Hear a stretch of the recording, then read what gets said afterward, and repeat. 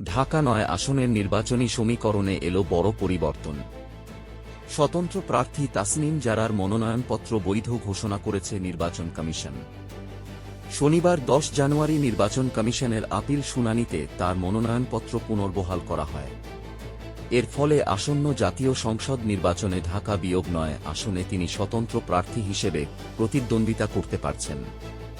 এর আগে গত ৩ জানুয়ারি প্রাথমিক যাচাই বাছাই শেষে নির্বাচন কমিশন তাসনিম জারার মনোনয়নপত্র বাতিল ঘোষণা করে। সে সময় তিনি সিদ্ধান্তের বিরুদ্ধে আপিল করার কথা জানান। অবশেষে আপিল শুনানির প্রথম দিনেই তিনি মনোনয়ন ফিরে পান।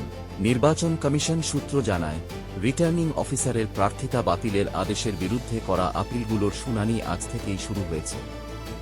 বিকেল ৫টা পর্যন্ত মোট ৭০ জন প্রার্থীর আবেদনের ওপর শুনানি অনুষ্ঠিত হওয়ার কথা রয়েছে।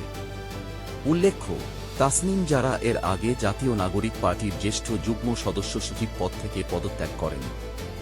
এরপর সামাজিক যোগাযোগ মাধ্যম ফেসবুকে স্বতন্ত্র প্রার্থী হিসেবে নির্বাচনে অংশ নেওয়ার ঘোষণা দেন তিনি।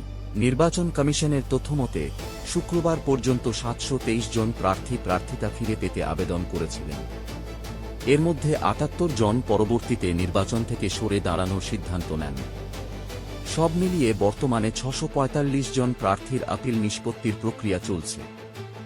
এই আপিল শুনানি চলবে আগামী ১৮ জানুয়ারি পর্যন্ত। এরপর ২০ জানুয়ারি পর্যন্ত প্রার্থিতা প্রত্যাহারের সুযোগ থাকবে।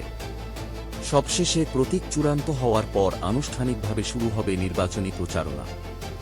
ঢাকা বিয়োগ ৯ আসনে তাসনিম জারার মনোনয়ন ফিরে পাওয়ায় ভোটের মাঠে নতুন মাত্রা যোগ হয়েছে বলেই মনে করছেন রাজনৈতিক বিশ্লেষকরা। এরকম আরও আপডেট পেতে আমাদের সাথেই থাকুন আর চ্যানেলটি সাবস্ক্রাইব করতে ভুলবেন না।